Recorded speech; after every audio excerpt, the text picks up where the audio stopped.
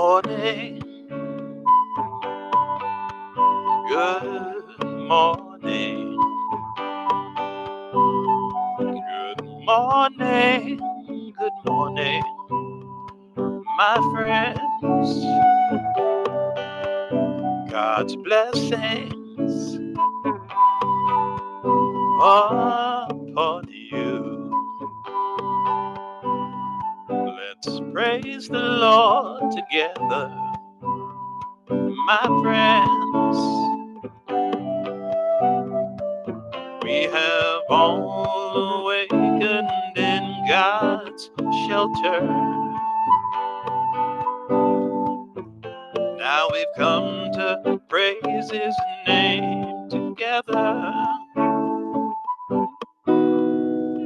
Good morning, good morning, good morning, good morning, good morning, good morning, my friends, sing Hosanna and Assalamu alaikum. Hallelujah. And namaste. Alawa pa ya pa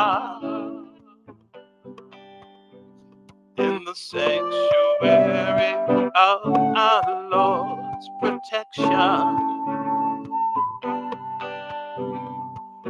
and the stronghold of our Lord's defense. With His love, our spirits are illumined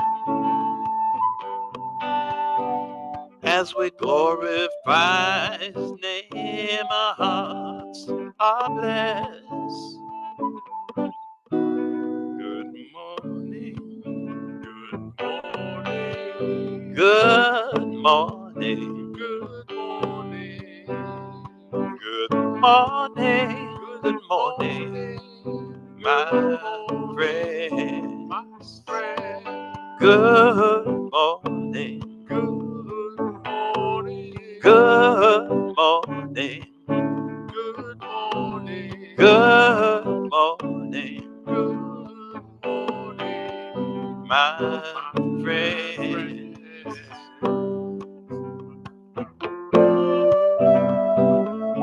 Good morning, good morning, good morning.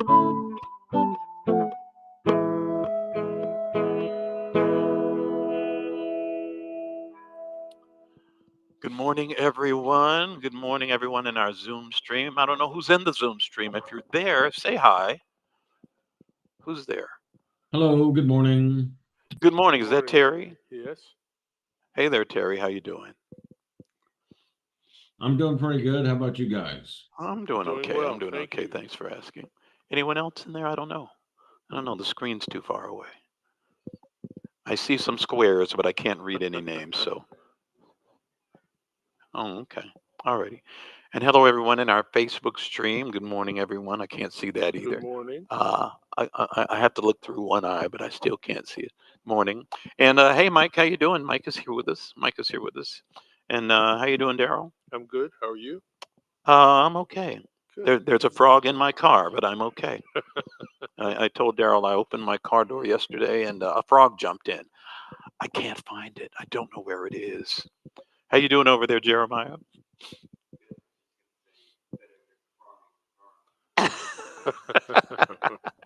Yeah. Guess what? I mean, they say don't drive distracted. It's impossible when you have a frog in the car and you don't know where it is. But anyway, we're glad everyone is here, and we're going to go ahead and get started. Daryl, you have a prayer already I do. Thank you. queued up for us. Yes. O thou whose face is the object of my adoration, whose beauty is my sanctuary, whose habitation is my goal, whose praise is my hope, whose providence is my companion, whose love is the cause of my being, whose mention is my solace, whose nearness is my desire, whose presence is my dearest wish, and highest aspiration. I entreat thee not to withhold from me the things that thou didst ordain for the chosen ones among thy servants. Supply me then with the good of this world and of the next. Thou truly art the King of all men. There is no God but thee, the ever forgiving, the most generous. This is a prayer by Baha'u'llah. And thank you very much, Daryl. Well, folks, as you know, we just started a few weeks ago, into this new book, Some Answered Questions by Abdul Baha, in which, well, the name of the book is pretty. You can take it literal. He's answering some questions, some of a um, spiritual what? Nature. Yeah, thank you. I was having a senior moment. Thanks for saving me. Spiritual nature, and some of a practical nature, everyday living, and things that and so forth. So yeah, we're into that. And today we're starting with the third. I guess we can call them chapters. Some of them are so short, I almost hesitate to do that. But this is the need for an educator. And just heads up. This is actually a part of this section in the book. He talks about mankind's need for an educator, but then in the following chapters, he talks about some of the most well known divine educators, what we call manifestations of God. But you need to know that these divine educators that are listed here come from primarily the Judeo Christian and Islamic traditions. Okay, we as Baha'is, we do believe that there were other divine educators as well. But Abdul Baha gets into why we need an educator, why we as human beings need an educator. It is not just, well, anyway, I don't want to do any spoilers.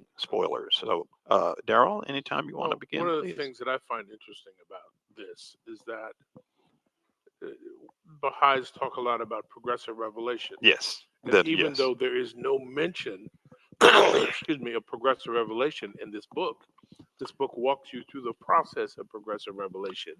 And that progressive revelation starts with God's covenant with man. When he created man, he said, I'll never leave you alone.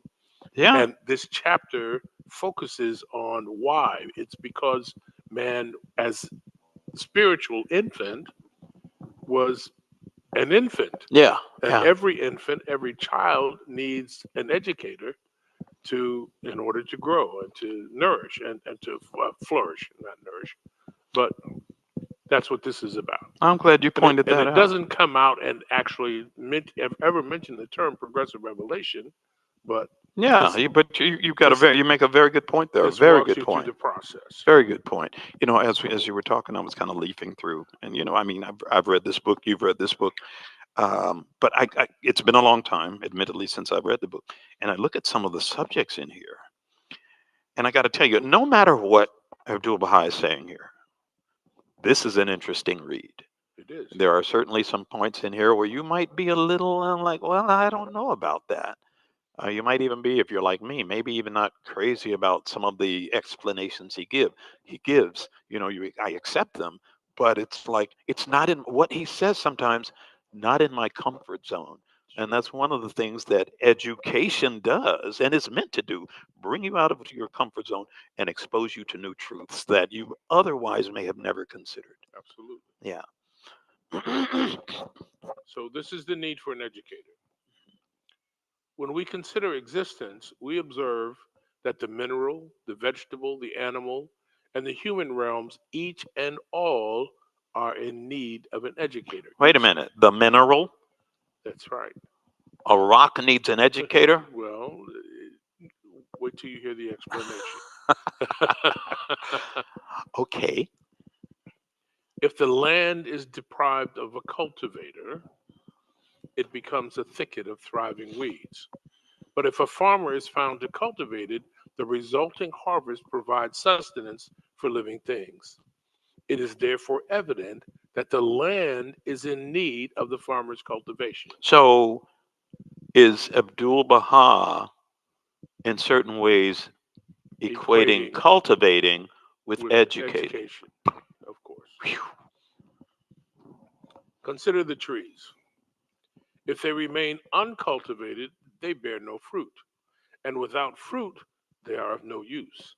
But when committed to a gardener's care, the barren tree becomes fruitful, and through cultivation, crossing, and grafting, the tree with bitter fruit yields sweet fruit.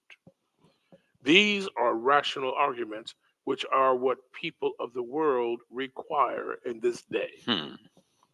Consider likewise the animals. If an animal is trained, it becomes domesticated, whereas man, if he is left without education, becomes like an animal. Will you please read that again? Consider likewise the animals. If an animal is trained, it becomes domesticated, whereas man, if he is left without education, becomes like an animal. I tell you, we live in a time where it is shameful that that has to be pointed out. And yet, it needs to be pointed out. For sure. Mhm. Indeed, if man is abandoned to the rule of nature, he sinks even lower than the animal. Whereas if he is educated, he becomes even as an angel. For most animals do not devour their own kind, but men in the Sudan, in the middle of Africa, rend and eat each other. Are you uncomfortable with that statement? I'm a little I'm uncomfortable with it. uncomfortable with that. Well, but we know that in certain parts of Africa, at different times, cannibalism was part of the culture. Yeah, and I have to admit that I am guilty right now of looking at the past through the lens of current standards and still, being uncomfortable about it. As you point out, yeah, there are certain places in the world where cannibalism at some time has been practiced, not just in Africa. This is merely Right. one example. Hmm. Now observe that it is education that brings East and West under man's dominion, produces all these marvelous crafts, promotes these mighty arts and sciences, and gives rise to these new discoveries and undertakings. Were it not for an educator, the means of comfort, civilization, and human virtues could in no wise have been acquired. If man is left alone in a wilderness where he sees none of his own kind, he will undoubtedly become a mere animal. It is therefore clear that an educator is needed. Yeah, wait a minute. If a man is left alone in a wilderness where he sees none of his own kind, he will undoubtedly become a mere animal. Is that absolute? I'm just playing devil's advocate here. I think it is.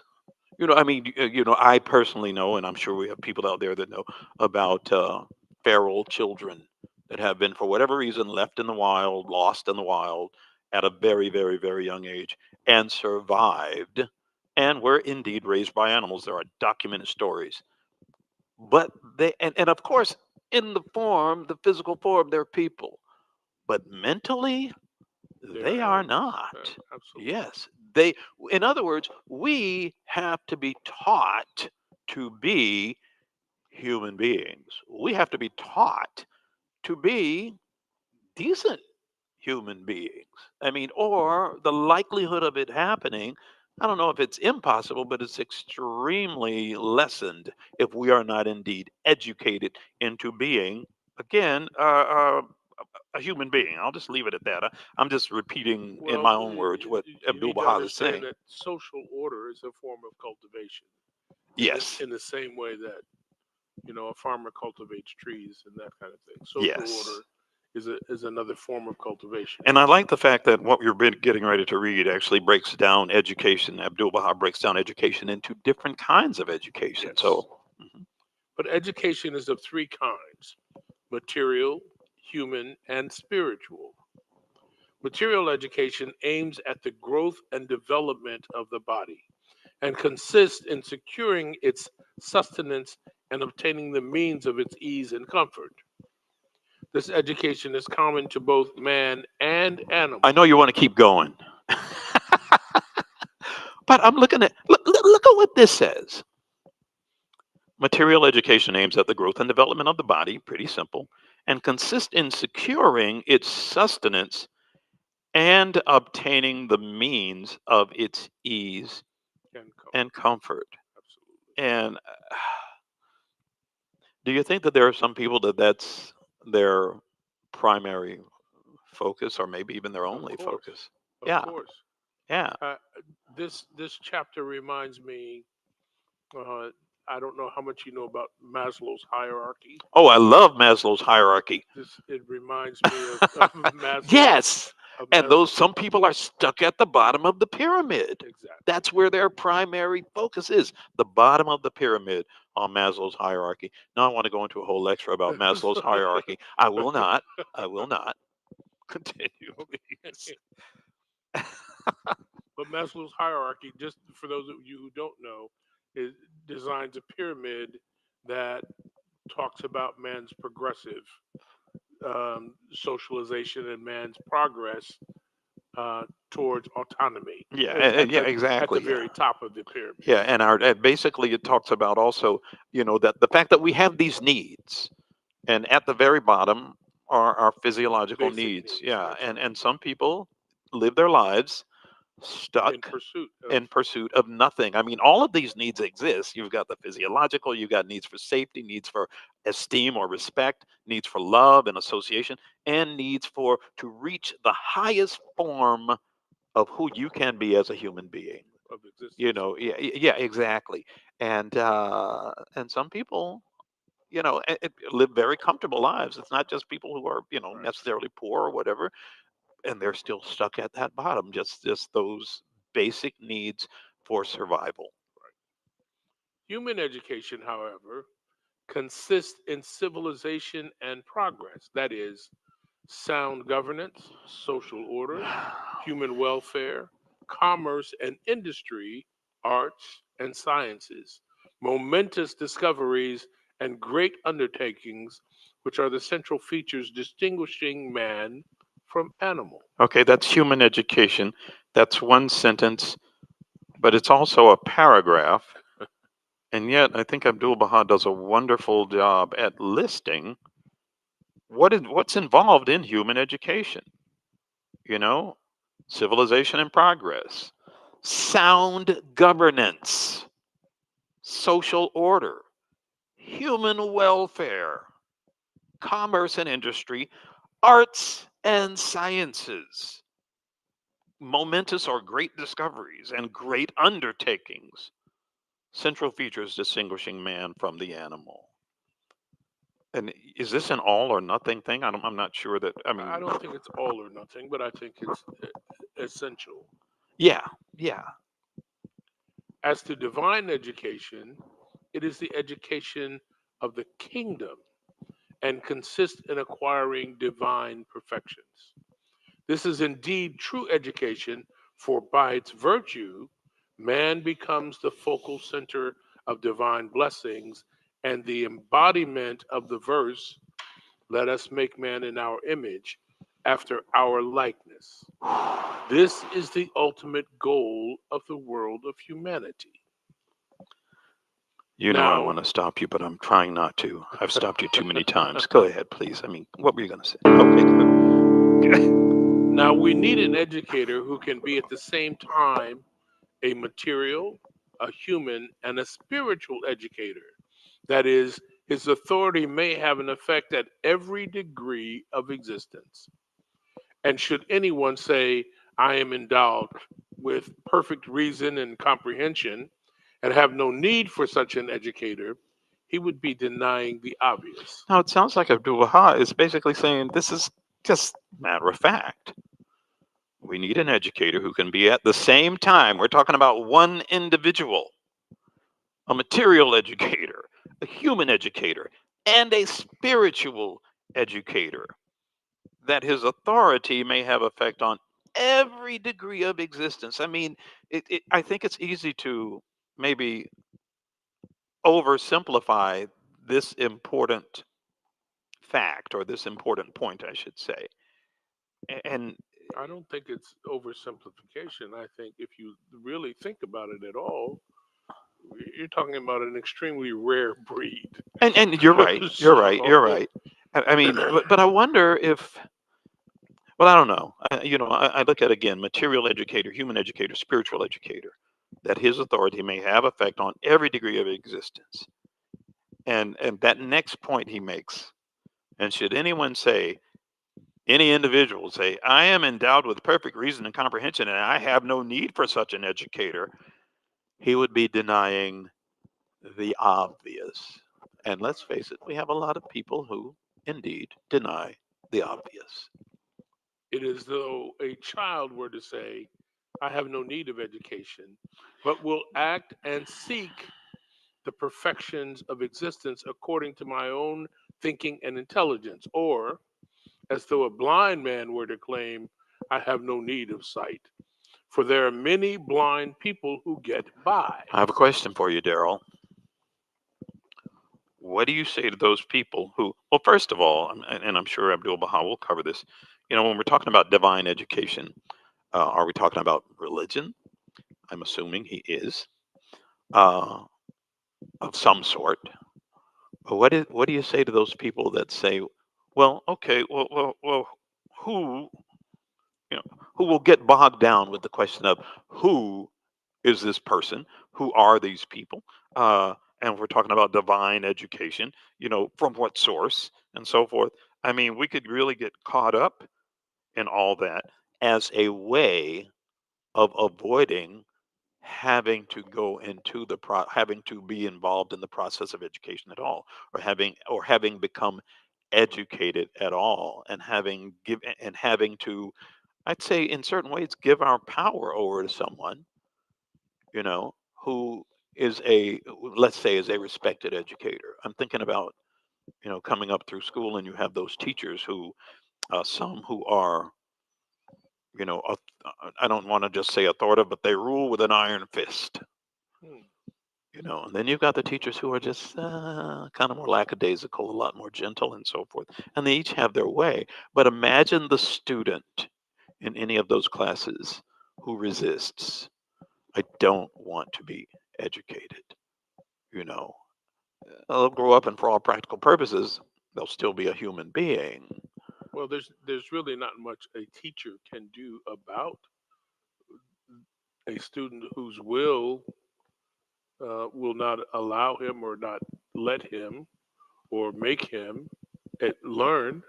Okay, and when you start talking about the divine education in this case is exclusive of religion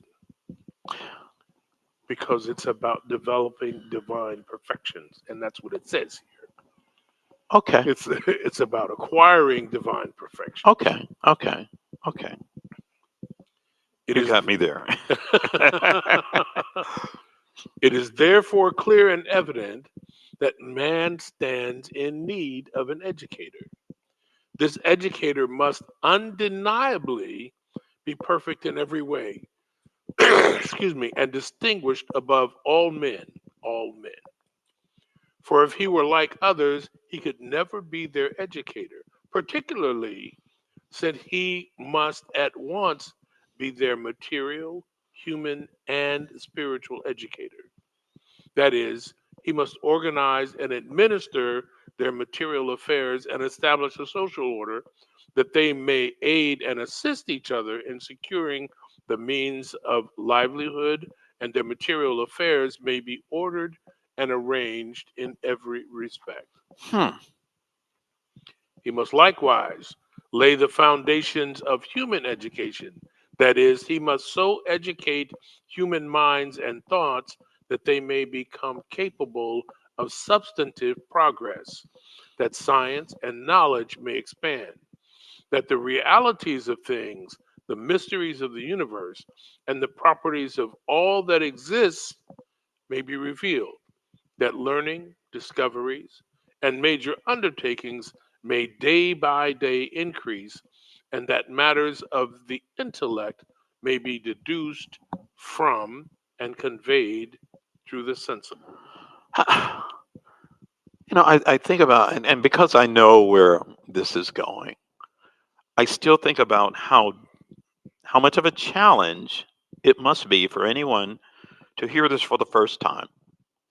And if they know anything about those personages that we refer to as the manifestations of God, the great prophets, Jesus, Muhammad, Baha'u'llah, Buddha, Krishna, and yet here, according to Abdul Baha, it seems like he's saying that they have to teach us about pretty much everything. And yet it's hard to imagine, let's say, sitting in the middle of a field or even in a classroom and having this one person tell us literally everything we need to know about things like, the learning discoveries and major undertake. Well, no, no, no, no, no. What the realities of things, mysteries of the universe, properties of all that exists. I mean, is this simply a one-to-one kind of a process, or is it something that's maybe a little more mystical? I don't know. It's just hard for me. I think too literally, I think, is part of my problem. And so I'm reading this. Okay, he must organize and administer their material affairs and establish a social Right. order. And I think, okay, can we look at the different manifestations of God and ask the simple question: did they do that, or did they attempt to do that in any way? And of course, this is not the reason for this discussion, but those are the things that go through my mind. Okay, did Jesus, did Baha'u'llah, did Muhammad, did any of these, again, Absolutely. did Moses, did they establish? And I Absolutely. think the answer is yes. At least the basics on which we could build, if we followed their basic teachings, the foundational teachings, we could build, as mankind could build a social order that fell in line with those foundational teachings.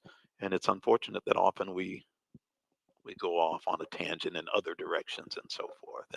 And I guess, like they say, it is what it is.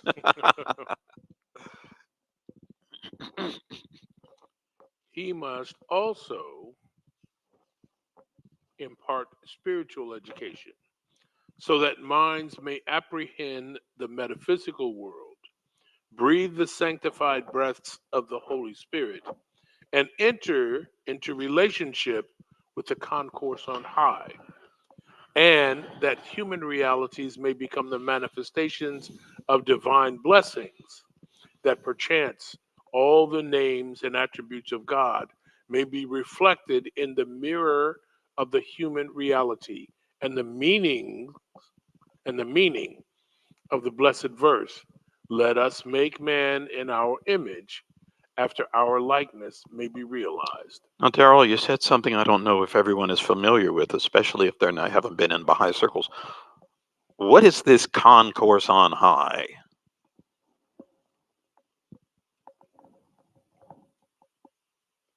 You asked the question, I'll let you answer Well, it. think about from the beginning of, I don't even want to say time, but just the beginning of the existence of mankind. Many spiritually developed people have come and gone. Beings have come and gone. Now, for those of us who believe in a spiritual realm, spirits are existing in the spiritual realm. Right. And those spirits can assist us in this physical existence. And those spirits that can assist us in this physical existence are all part of the concourse on high. And I'm going to depend on someone in our Zoom. If I have misspoken in any way, that's my understanding of it. I'll put it that way. If I have misspoken, I'd like anyone to kind of correct me or even add to it if necessary. But that's my understanding of it. So we are talking about the denizens of Oh, the there we Abha go. of the Denizens. Abha kingdom. Yes, yes. Is that what we're The talking about? denizens of the Abha kingdom. I was having a conversation with a gentleman just the other day. I told you about it, and he was mentioning heaven. And the way he mentioned it to me was a bit simplistic, but I will admit that that's really what we're talking about when we say the Abha kingdom, Right. with the concourse on high and things of that nature. That spiritual realm where, a positive, I don't know, spiritual existence, shall we say, and they can assist us in this existence. But you just kind of floated past concourse on high, and I'm thinking, I would bet there are some people that are not quite sure what the concourse on high is or have never heard that term. I can still remember, I don't know when, I couldn't mark it on the calendar, but I remember my feeling the first time I heard that phrase, the concourse on high. What's the concourse on high? So that's why I asked. It is clear, however, that mere human power is incapable of fulfilling this great office, and that the results of human thought alone cannot secure such bounties. Hmm. How can a single person with no valid assistance lay the foundations of such a lofty edifice? A divine and spiritual power is therefore needed to enable him to carry out this mission. Wow. Behold, one sanctified soul revives the world of humanity, transforms the face of the globe, develops the minds, quickens the souls, inaugurates a new life, establishes new foundations, orders the world, gathers the nations and religions under the shadow of one banner, delivers man from the realm of baseness and deficiency, and exhorts and encourages him to develop his innate and acquired perfections.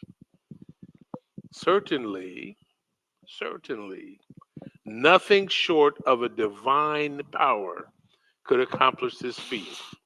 One must examine this matter fairly, as this indeed is an occasion for fairness.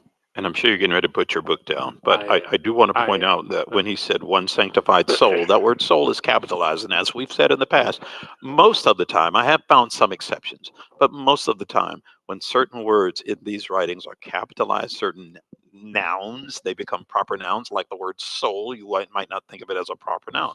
But here it is capitalized, and it is because it is a reference to either to God or to the manifestations of God in most cases. One sanctified soul revives. Think about everything you just read. Okay, we go back to it. We'll sing the song. We'll sing the song. But it's just that think about all that lays on the shoulders of that sanctified soul. Hmm, the sanctified soul. So when people say they're sanctified, they better know what the heck they're talking about. You know what I'm saying?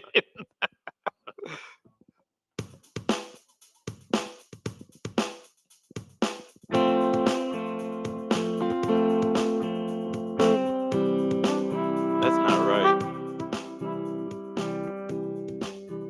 That's not right. I don't know why that's not right, but it's not right. It's not right.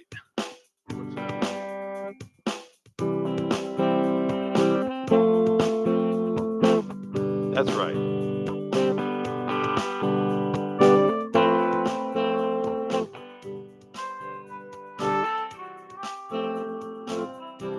O children of men, know ye not why we have created you all from the same dust, that no one should exalt himself, no one should exalt himself over the other, because the earth is but one country. The earth is but one country. The earth is but one country, and mankind, its citizens, ponder at all times in your hearts how ye were created, even as one soul, walk with the same feet, eat with the same mouth, and dwell in the same land, because the earth is but one country. The earth is but one country. The earth is but one country, and mankind its citizens.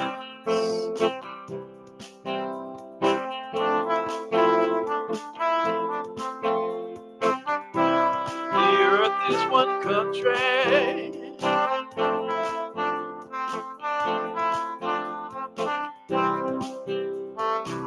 My.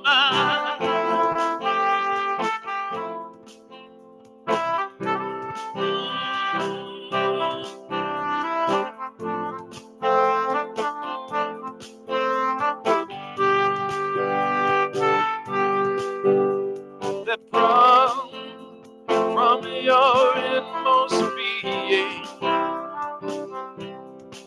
by your deeds and actions, the signs of oneness, the signs of oneness, and the essence of detachment may be made manifest, because the earth is but one country. The earth is but one country. The earth is but one country. And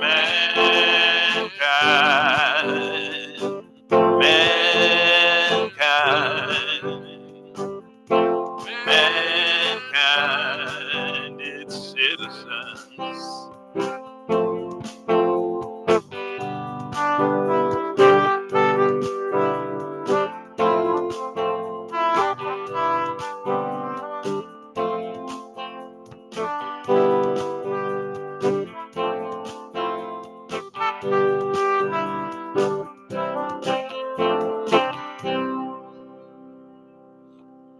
The earth is but one country, and mankind its citizens.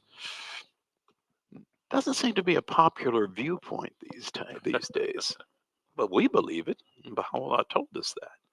The earth is but one Absolutely. country, and mankind its citizens.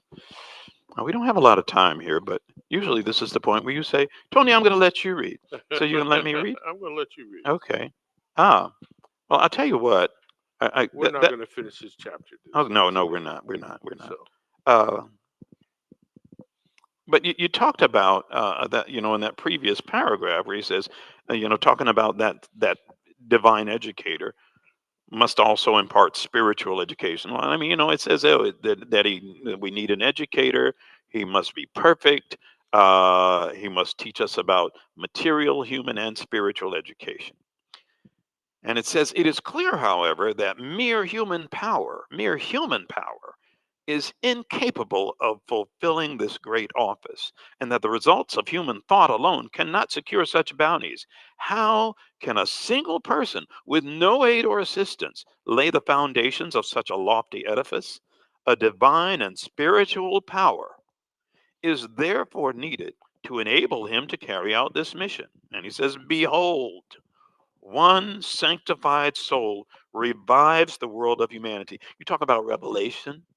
You right. talk about, a new age.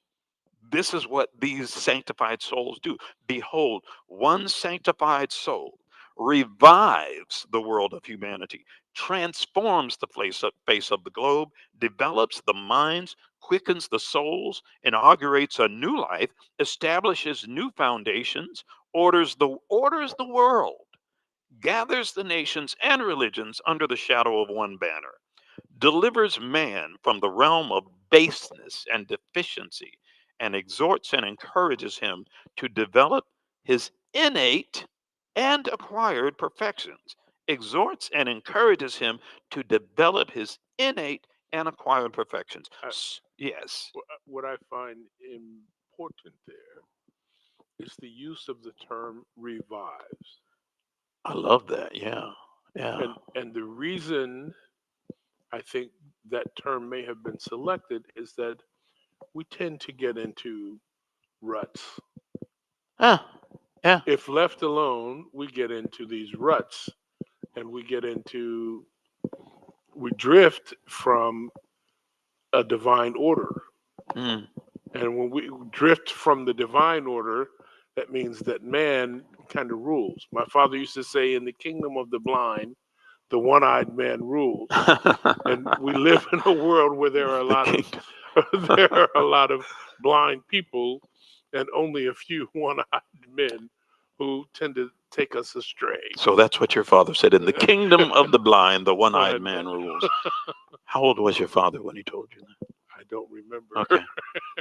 It makes me think of old men, old people. They've got so much wisdom and they say so many things. I recently heard one that is, I'm not going to say it's relevant, but I heard one old man recently say, uh, a fish wouldn't get caught if he didn't open his mouth. Just something to think about. Not relevant, but anyway, just kind of brought that to mind. But nothing short of a divine power could accomplish this feat, this educational process that moves the whole world forward. Okay, if we want to talk about Jesus, Jesus said, "Behold, I make all things new." And if for those of you who are familiar with the Baha'i writings, or for those of you who want to peruse the high writings, you will find multiple places where Baha'u'llah is saying the same thing: the renewal of the world, the renewal of mankind. And it says, certainly nothing short of a divine power could accomplish this feat. One must examine this matter fairly, as this indeed is an occasion for fairness. And with that, I'm going to stop. Very good. Thank you. I'm folding the page right there. And of course, as always, at this time, we'd like to, allow anyone who would like to offer up a prayer or reading or song of your choosing. This is that time. And is Andy with us today? Yes, I am. Hey there, Oh, Andy. How good you morning, doing? Andy. I'm hanging in there in halfway decent shape. Oh, I'm glad to have caught the part of this reading that I did, and this is something that nothing short of divine power can accomplish this feat, and yes, this is yes, indeed the case. My yes. selection today is one that has to do with educating children. Okay. And with that, we will have our Andy Murphy moment.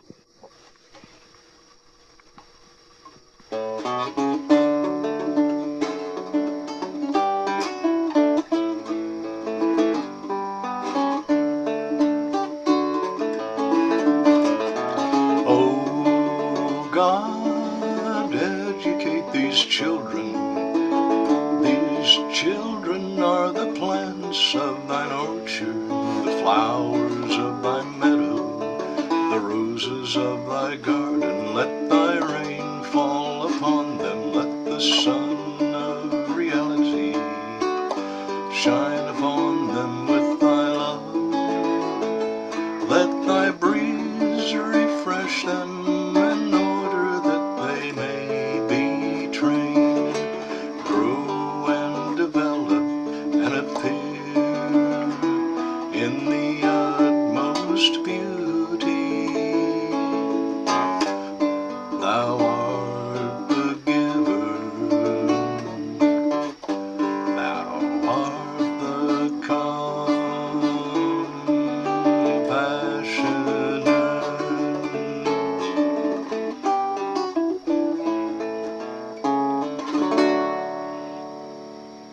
Thank you, Andy. I don't think you've ever done Yeah, that song for us before. I love the way you did that. That was great. Thank thank you. you. Well, thank you. And you're right. This is my first performance of this. Oh, yeah. Beautiful job with that. Beautiful. Thank you. Thank you. Mhm.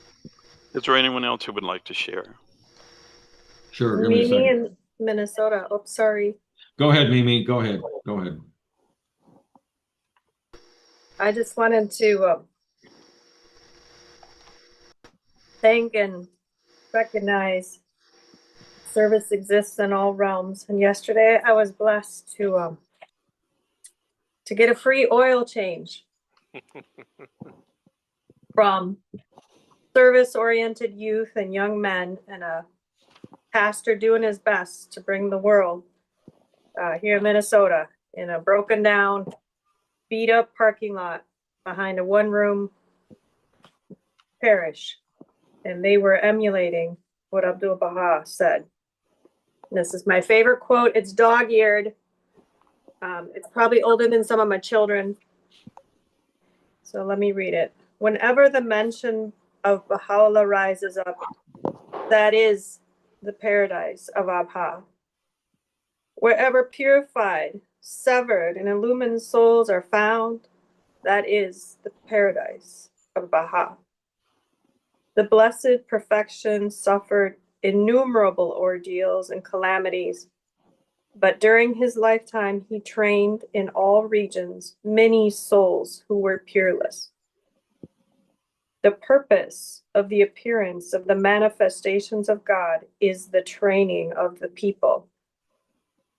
That is the only result of their mission, the real outcome. The outcome of the whole life of Jesus was the training of 11 disciples and 2 women. Why did he suffer troubles, ordeals, and calamities? For the training of these few followers. That was the result of his life.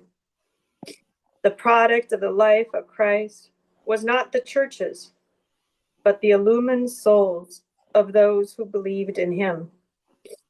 Afterward, they spread his teaching.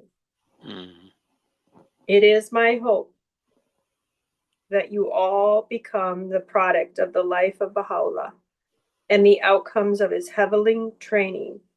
And when people ask you, what has Baha'u'llah accomplished? Say to them, he has created these. He has trained us. Very humbly, Mimi, Minnesota. Thank you so much. Now, did you say you're in Minnesota? Oh, she's gone. Yeah, I'm in Minnesota, but my dearest grandma Gigi is what my kids called her. Rest in peace.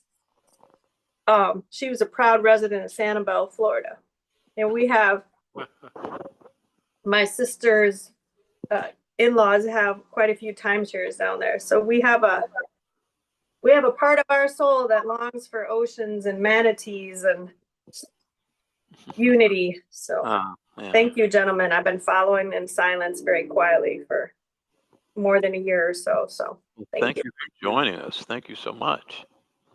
Thank you. If you would oblige me, I could sing "Oh God, Educate These Children" in Spanish. Please. Please. Actually, I'm going to do "Blessed is the Spot" because I used to be migrant health care outreach worker, married a Mexican, learned my Spanish and learned about the faith in Peru. So my heart is breaking right now. And I'm thinking of this shiny little boy who walked out of Target yesterday with a dinosaur. And I spoke as a white woman, or appearing white, Spanish to him. And he was a face breathed in smiles. He was only 4 years old.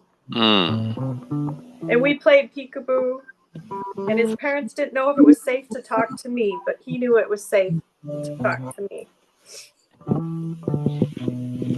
And this was taught to me on a train, so I like the warm up about the trains and planes and that old song. It was taught in train in the Keys of Peru.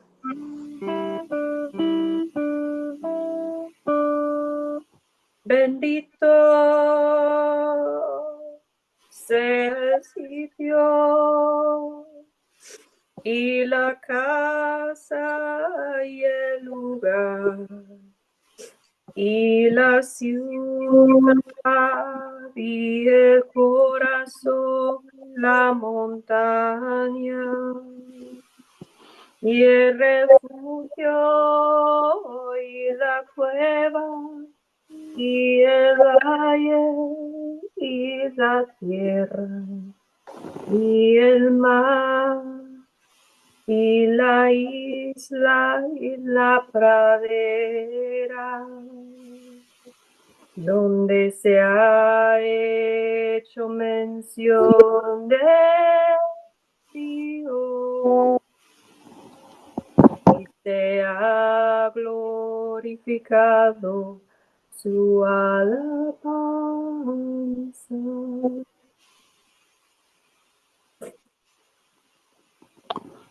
Well, thank you. I do have one question. You're too far away for us to see your name on screen. What's your name again? I just go by Mimi on screen. So Thank you, Mimi. Thank you so much. Let's see how we doing on Terry? time.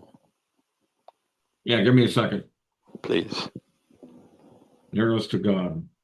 Verily I am thy servant, O my God, and thy poor one, thy suppliant, and thy wretched creature. I have arrived at thy gate, seeking thy shelter.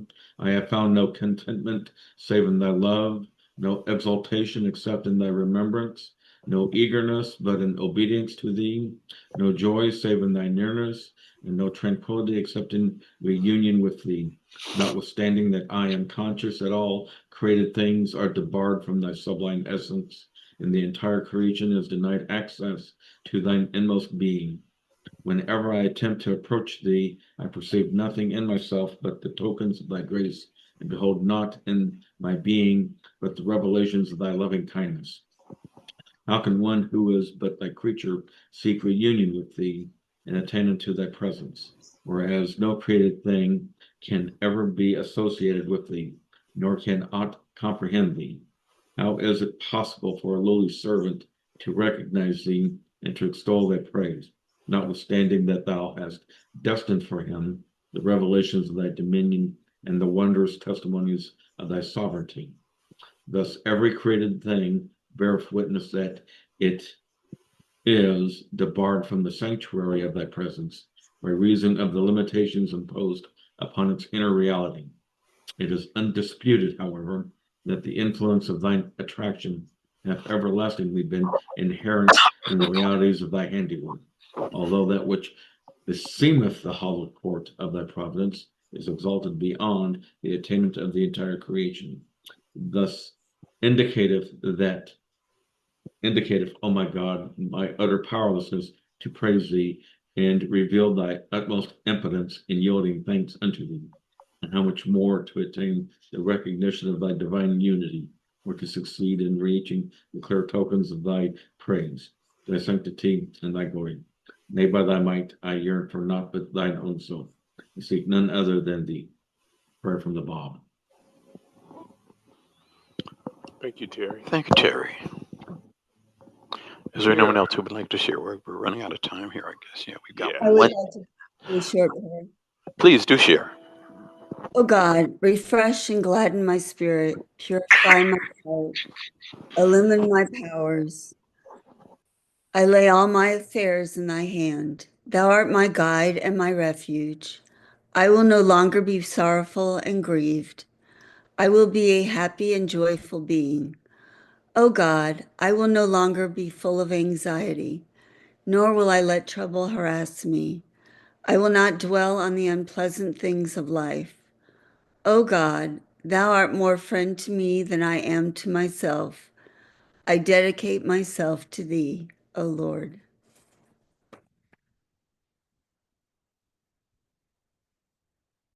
Could I say one quick prayer? My family's been afflicted with COVID-19 this past week, so I'm just going to give a short healing prayer. Thy name is my healing, O my God, and remembrance of thee is my remedy. Nearness to thee is my hope. and love for thee is my companion. Thy mercy to me is my healing and my succor in this world and the world to come. Verily thou art the all-bountiful, the all-knowing, the all-wise. Baha'u'llah.